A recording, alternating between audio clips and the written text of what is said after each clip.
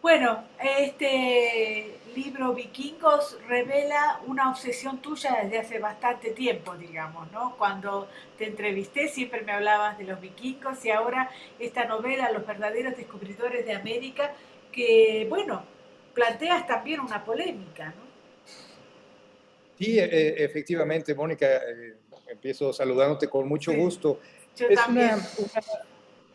sí, sí, sí, es una, digo, este subtítulo o título, porque estamos hablando de un texto que conoció una primera edición en el año 2012 en Libros Magenta y que ahora reedita Lectorum. Y tiene es un poco esa intención, ¿no? De volver a plantear todas estas cuestiones que se han debatido últimamente en esta idea un poco de una justicia reparativa, retrospectiva. Y bueno, creo que los vikingos tuvieron un papel fundamental como navegantes, como conquistadores, como sociedad, una sociedad muy avanzada para su época en muchos sentidos, pese a la imagen estereotipada que tenemos de ellos, de ser pueblos absolutamente guerreros, belicosos y crueles, ¿no? Y sí, es una novela breve, yo diría que coral, porque el protagonista es la civilización escandinava más que determinado personaje, y que vuelve a este asunto de la llegada o del desembarco de los nórdicos al norte de nuestro continente a finales del siglo X. Y esa es la intención del título de los verdaderos descubridores de América, porque en efecto se adelantaron a otros navegantes europeos de los que se habla mucho más. Y bueno, creo que fue toda una hazaña en cuanto a tecnología marítima que ellos hayan conseguido llegar acá. Y mi novela pues es una recreación literaria e histórica muy libre a partir de otras sagas que se conocen sobre este mismo acontecimiento, la de Eirik el Rojo y la saga de los groenlandeses. Sí, Adrián Curril Rivera, tú siempre poniendo la llaga en donde a veces no ponemos nosotros atención, siempre estás publicando novelas y estás desde Mérida, digamos, ¿no? Mérida que parece ser que está en México pero no, y ahora planteas esto pero no, entonces hay como una aventura intelectual que es un poco lejana al centro de México, ¿verdad? Sí, sí, bueno, una de mis novelas, Blanco Trópico, que es una referencia indirecta y sesgada a la península de Yucatán y a la vida en la península de Yucatán, pues sí, plantea como esta insularidad dentro del propio país, pero un territorio con muchas características propias y con también una mentalidad y con sus propias características culturales muy especiales, ¿no? Entonces sí, es como estar desde una periferia, pero que al mismo tiempo se integra en una centralidad que es el resto del país. Pero entiendo el sentido de la pregunta, porque si es una visión desde afuera la que yo trato de ejercer en mi literatura. Esta epistemología, digamos, de pensar que los españoles no fueron los que descubrieron América, plantea también una duda muy vigente, digamos, ¿no? Es decir, estamos acostumbrados a Hernán Cortés, a la guerra, a todo lo que ha pasado, y vemos en la historia a través solo de ese lente, digamos, ¿no? Es importante incorporar, y además, bueno, hay un deseo del gobierno de incorporar también esas miradas, digamos, ¿no? Sí, yo creo que se plantea muchas cuestiones que están en nuestro ambiente, en el debate, ¿no? ¿Quiénes son los villanos? ¿Quiénes son los que merecen ser glorificados en los monumentos? ¿Qué monumentos hay que destruir por esta idea de una justicia anacrónica, reparativa, retrospectiva, y que tiene un sesgo ideológico también pues que pone unas especies de anteojeras a lo que fue realmente la historia y a la manera tan rica como se puede interpretar. Entonces, bueno, los vikingos tienen también su papel en esto porque llegan a Norteamérica, hay evidencias arqueológicas, fundan colonias, asentamientos en Groenlandia, luego en lo que hoy se conoce como Terranova, en el norte de Canadá, la isla de Terranova, y crean este paraíso mitológico y legendario de Vinlandia, donde en teoría las uvas generaban espontáneamente vino, donde bastaba estirar un brazo sobre los ríos para pescar a los salmones que fluían ahí de una manera absolutamente copiosa. Y creo que sí, creo que de alguna manera plantea también una revisión de lo que ha sido nuestra historia y de la manera en que la entendemos, y sobre todo de pues de esta tendencia actual de tratar de crear villanos y buenos en la forma en que podamos entender nuestro pasado. Y claro, tú hablas también desde un lugar donde el narcotráfico no ha hecho por ahora grandes delitos. También pienso que este país violento, tan violento, deberíamos verlo con otros ojos también, digamos, ¿no? Como Osvaldo Zavala acaba de sacar su libro diciendo los carteles no existen, existe la violencia y tenemos que ver con varias miradas, ¿no? Entonces en ese aspecto siempre creo que ver con varias miradas nos ayuda a entender qué es lo que está pasando ahora, ¿no? Sí, sí, yo creo que, pues esto que mencionas, ¿no? Un problema estructural de violencia en muchos sentidos, de violencia, eh, digo, es un país primitivo en muchos sentidos en el que vivimos, con unas noticias verdaderamente alarmantes contra mujeres, pero también contra hombres, y en un marco de absoluta impunidad y de absoluta incapacidad por parte de las estructuras gubernamentales para dar respuesta a los problemas. Los vikingos eran muy violentos, efectivamente, pero eran también muy modernos en muchos sentidos. Tenían unos códigos de honor, unas prácticas que podríamos llamar republicanas y democráticas, y una visión hasta feminista del mundo. Las mujeres podían repudiar unilateralmente a los maridos en caso de sentirse violentadas o maltratadas. Entonces, yo creo que todo aporta a que tratemos de salir de esta mediocridad y de esta burbuja de violencia y de odio y de la polarización en la que vivimos.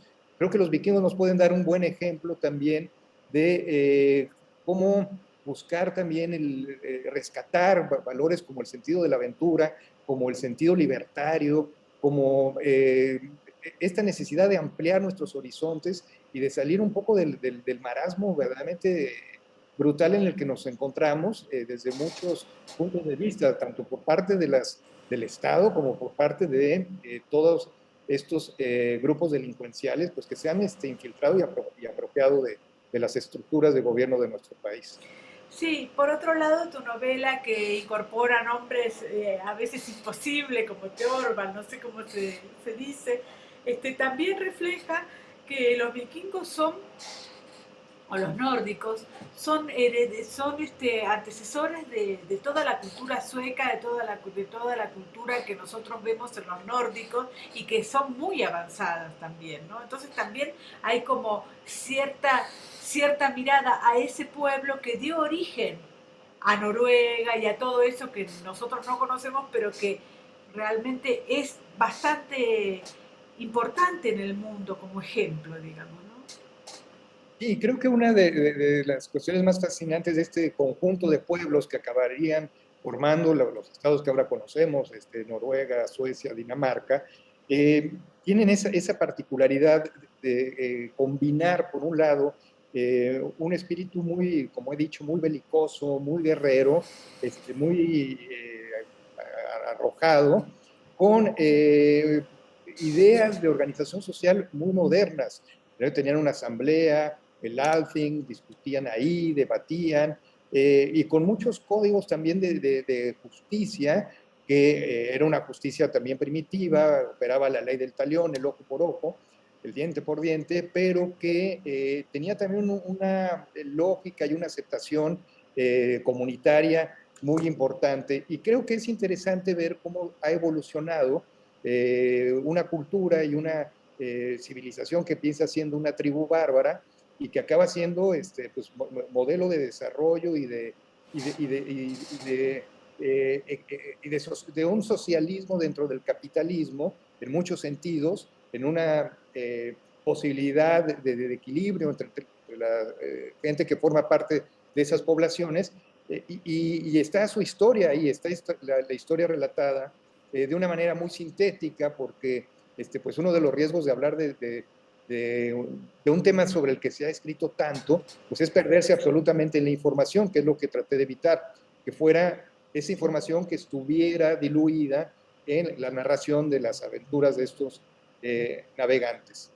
Ahora, también hablas del tema de la religión. Nosotros somos hijos de Jesucristo y de la religión católica y estamos sometidos un poco a esa visión, digamos, ¿no? Entonces, todo el tema del paganismo y todo el tema de las religiones de los vikingos la desconocemos totalmente, a pesar de que la vemos todavía muy metida en el pueblo, digamos, de ellos, ¿no? Sí, a mí me interesó mucho también alejarme de las visiones más estereotipadas de los vikingos, que son las que Claro. hemos visto en los cómics, en las series de televisión, algunas buenísimas, por cierto, en el cine, y presentar más bien su dimensión humana. Y tiene que ver también con todo este proceso de cristianización de los paganos, y que aparecen las otras dos sagas, en las sagas de Eric el Rojo y de los groenlandeses. Estos relatos que forman las sagas, que son una especie de crónica, medio camino, digamos, entre lo que entenderíamos hoy por reportaje periodístico y ficción, fueron recogidas por monjes en el siglo XIII, por monjes islandeses, y le imprimieron un mensaje catequizador, donde los vikingos al final abandonan sus ídolos y abrazan la fe cristiana. A mí me interesó mucho que los vikingos pudieran permanecer como paganos, como lo que fueron, y que siguieran adorando a Thor. Y también hay guiños a algunos episodios de su mitología, por ejemplo, a cuando Loki, que es el villano, que es un villano muy fascinante de la mitología escandinava, porque no es un malo malo como se lo describe y como se lo retrata normalmente, sino que es una persona muy atormentada y con muchas dudas sobre su papel como Dios, sobre la jerarquía misma de los dioses. Hay un episodio que yo recupero y que recreo, que es cuando Loki concibe el robo del martillo de Thor y se lo lleva a un gigante que está enamorado de la esposa de Odín, de Frigia. Y la solución que se plantea es la de un adulterio permitido por Odín para que su hijo pueda recuperar el martillo. Y bueno, y el desenlace de este pequeño episodio que está incorporado en la novela, pues es verdaderamente fantástico en todas sus versiones conocidas, y en la que yo planteo que tiene algunas modificaciones. Bueno, la última pregunta. Entiendo al lector la reedición de este libro y qué piensas tú este libro reeditado. Yo siempre creo en la segunda oportunidad para los libros, porque los libros se publican tantos que a veces pasan inadvertidos muchos de los libros a los lectores. ¿Qué dirías? Y por otro lado me parece como un libro, a pesar de que no es un libro juvenil, como un libro para la juventud también, me parece, para interesarse por estas cosas que están totalmente con el tema de los cómics y los videojuegos muy metidos en Tori y todo eso, ¿no? Sí, bueno, me encanta que haya salido de nuevo a la luz, que esté circulando. Creo que sí, que es una lectura para jóvenes, y de hecho la idea de reeditarlo surgió después de una charla que me invitó a dar la Universidad Autónoma de Yucatán ante un auditorio de jóvenes. Y yo les empecé a leer algunos pasajes de la edición anterior y a contarles de los vikingos, de cómo habían llegado, y noté un enorme interés por parte de Claro, los chicos. De hecho, eso fue lo que me animó a claro. buscarle un espacio para reeditarlo.